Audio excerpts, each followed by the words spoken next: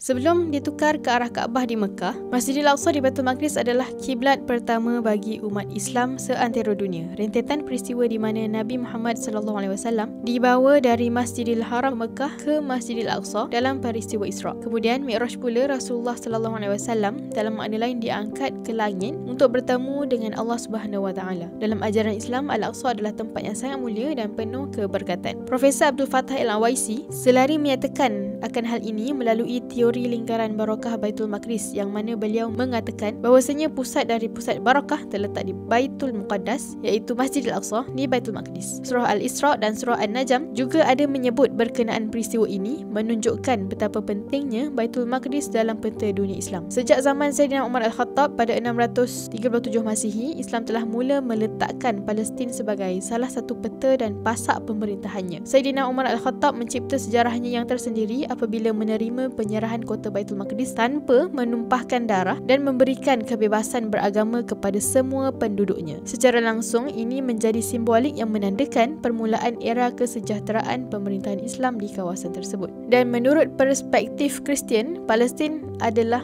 tanah suci bagi orang Kristian, di mana Yesus Kristus dan para muridnya tinggal dan dilahirkan. Penyebaran Kristian telah pun bermula di utara dan tengah Palestin, yang kemudiannya tersebar ke seluruh dunia. Di sini terletaknya tempat suci bagi orang Kristian, termasuklah Bethlehem ataupun Baitul Laham, Nazareth ataupun An-Nasirah, Baitul Maqdis ataupun mereka menyebutnya dengan Jerusalem, dan gereja St. George di Baitul Maqdis yang dianggap sebagai salah satu gereja yang paling penting di dunia. Manakala gereja Kebangkitan pula dipercayai sebagai makam bagi Yesus Kristus. Rumah ibadah Kristian juga terdapat di Galilea, terutamanya di kawasan sekitar Tasik Tiberias dan Sungai Jordan. Baitul Maqdis sejak zaman itu sudah pun menjadi pusat ajaran penting Kristian sebelum munculnya Rom menjadi pusat ibadah dan keagamaan pada tahun 590 Masihi melalui pengaruh Paus Gregorius I yang juga dikenali sebagai Gregorius yang Agung. Di Baitul Maqdis berlaku banyak peristiwa penting dalam kehidupan Yesus Kristus. Beberapa peristiwa penting yang berlaku termasuklah kelahiran Yesus, mengajar, menggunakan mukjizat, disalib dan dipercayai bangkit semula. Sejak awal lagi, tanah Palestin dianggap penting oleh penganut Kristian. Gereja-gereja Kristian di seluruh dunia telah menyatakan sokongan mereka kepada usaha damai dan keadilan bagi semua pihak yang terlibat. Tanah Palestin terus menjadi tempat yang sangat penting bagi penganut Kristian di seluruh dunia. Tambahan, banyak penganut Kristian melawat tanah suci sebagai sebahagian daripada ziarah mereka. Walaupun demikian, konflik yang berterusan di kawasan ini sering kali menjadi sumber kebimbangan bagi komuniti Kristian yang berpegang pada agama, dengan harapan ingin melihat penyelesaian damai dan keadilan bagi semua pihak dapat dijayakan. Menurut agama Yahudi, mereka mempunyai hak sejarah dan moral untuk tinggal di kawasan ini kerana ia telah dihuni oleh nenek moyang mereka sejak azali. Yahudi percaya bahawa Tuhan telah menjanjikan tanah Palestin yang ada pada hari ini kepada Ibrahim, Ishak dan Yakub. Tuhan berjanji di kitab Kejadian dalam Taurat untuk memberikan tanah ini kepada Ibrahim dan keturunannya. Jerusalem atau Yerusalem dalam sejarah Yahudi memegang kepentingan yang besar dalam kepercayaan Yahudi. Ia dikenali sebagai Zion dan tembok ratapan dalam Talmud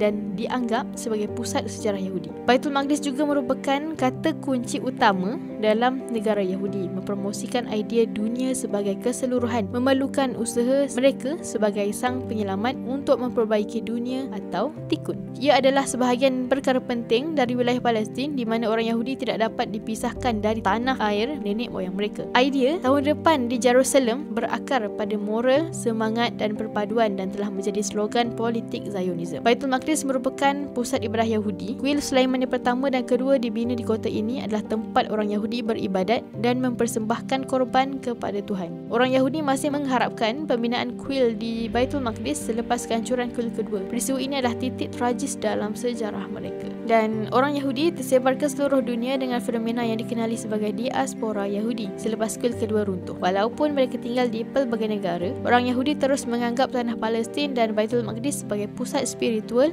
dan harapan masa depan bagi mereka. Mereka terus memohon untuk membina kuil di Baitul Maqdis dan kembali ke tanah yang dijanjikan. Penganut Yahudi kontemporari terus menganggap tanah Palestin, terutama Baitul Maqdis, sebagai pusat spiritual dan sejarah. Hubungan orang Yahudi dengan tanah ini diperkukuh lagi oleh peristiwa penting seperti penubuhan Israel pada tahun 1948 dan penguasaan Baitul Maqdis Timur pada tahun 1967. Walau bagaimanapun, konflik yang berterusan dengan penduduk Arab Palestin atau secara lebih rincinya penduduk Gaza merumitkan cita-cita besar mereka untuk menguasai tanah yang dijanjikan ini secara total untuk pemilikan penuh orang Yahudi.